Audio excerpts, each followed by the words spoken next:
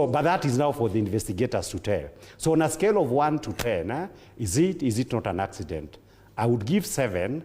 That to me doesn't look like a legitimate accident. Finally, it's something important that we need to mention. If you are told that a bus carrying 65 people had an accident, and you go to the scene, why was the driver not asked, where are the passengers? People like Senator Kaniri has expressed doubts about the circumstances of his death. We have seen the lorry, we've seen the car, the story about the petrol stations have come out. The bus, yes. And of course, the nature of his injuries. There can be only 3 things that I can say as we wait for the post-mortem results. First of all, I start with expressing my heartfelt condolences for the passing of Jirongo. He was an eminent Kenyan and a person whose name is part of our Kenyan political history, for better or for worse. I remember I must have had his name around 1991. We were just preparing to go to the university. Yes. And the time when there was these elections, we participated. I voted first in the 1992 elections. I believe Jirongo was around 11 years older than I. And his name featured a lot. There was a lot of mass bribery, a lot of violence associated with Youth for KANU 92. And the people associated with Youth for KANU 92 would subsequently rise to prominence. And in this regard, we remember our president was a junior member of Youth for KANU 92, not one of the prominent honchos in that movement. And therefore, in many ways, what started in 1992 and Jirongo is dying when one of his junior boys, as he used to say, my errand boy, is now president of Kenya. So it's the irony of it all. But Jirongo is a man who will die with, he has a complicated history, from the fact that big-time corruption is associated with his name, with the fact that the money, bribery, politics is also associated with his name. And of course, he was a leader amongst the Luya, respected. When you hear many people close to him, they describe him as a good man. He was a polygamist and an apologetic one. And he advocated for unity. There was somebody I was shown in the morning by my wife on Facebook who was saying that when there was tribal clashes, I believe 92, 97, against, for example, somebody called Mwaura, who was a shopkeeper in Lugari, he defended him and said, without this man, I could not have been educated. We cannot just throw people and ban their shops. So he had a human aspect to him. And when you hear very many stories that he would tell, and I've had people who knows him firsthand saying that human aspect of him. And therefore, for better or for worse, he comes out as a complicated man in one way or the other. He was a mobilizer and a man when I've had a lot of his interviews who appear to be very charismatic and what have you. Now, turning to the last bit of your question about what could have happened. At this particular stage, all the facts are not in. But people like Senator Kaniri has expressed doubts about the circumstances of his death. We have seen the lorry, we've seen the car, the story about the petrol stations. All these facts have come out. The bus, yes. And of course, the nature of his injuries. There can be only 3 things that I can say as we wait for the post-mortem results. Number 1 is from the facts that are available, it appears highly unlikely that Jirongo could have moved to Naivasha on his own volition, to the totality of the facts when you consider them. Number 2 is at the scene of the accident. I know the Karai area. I come from Nakuru County. The normal scenes of Kenyan accidents, even when an accident happens late at night, you see passengers, you see neighbors, almost everybody. coming out, milling around. Those scenes, if they are there, I have not seen them.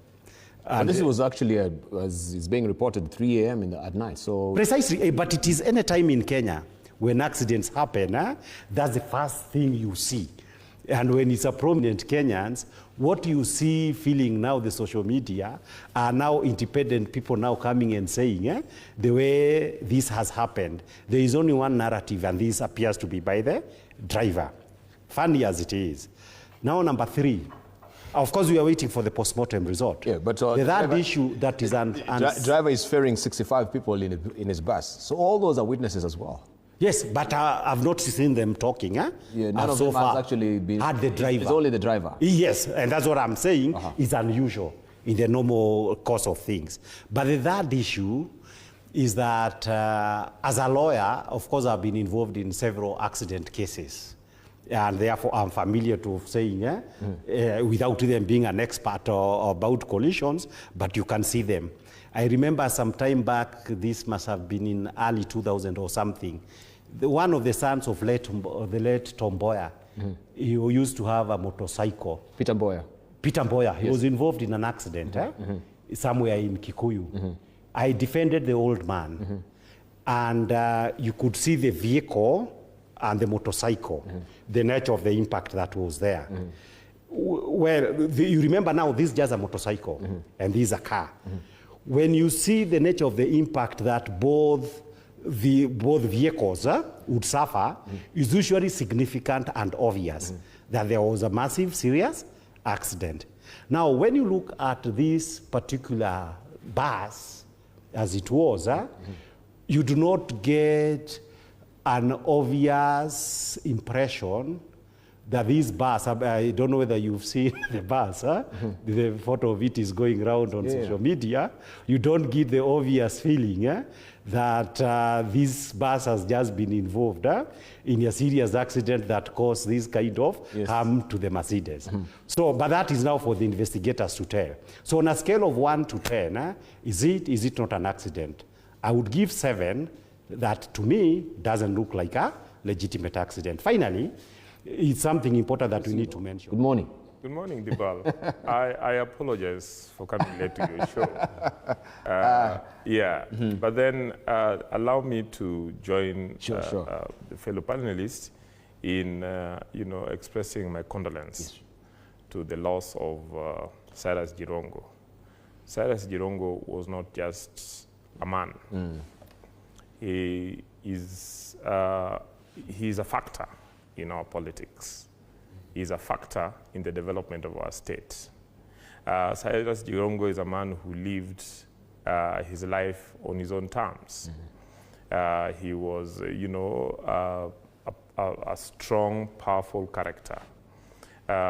He lived during a transition of this country from, the one-party state to the multi-party states, and that he took sides and defended his side very vigorously. I want to leave historians to define for us who Cyrus Jirongo was, and to then allocate him space, whether it will be a book, a chapter, a paragraph, or a sentence, or whatever the historians decide to do, and let's hear both sides as the historians will speak. For now, let us mourn the man. But even as we do that, the circumstances of his death is something that the nation needs to speak to. And what am I talking about? That Cyrus Jirongo has lost his life along a road that thousands have died over the years. A number of them die without being mentioned in the media because they are not big names. But we keep losing. And I dare you that between now and the new year, we are most likely still going to lose others. And it is coming at a moment when, as a nation, we have been discussing this road. Okay, and some of us who come from along that road, my home is Kisumu, and that's a road that I've used over the years, and I loved driving along that road in my younger days. But I dread driving along that road nowadays because of the traffic, because of the accidents, and so on and so forth.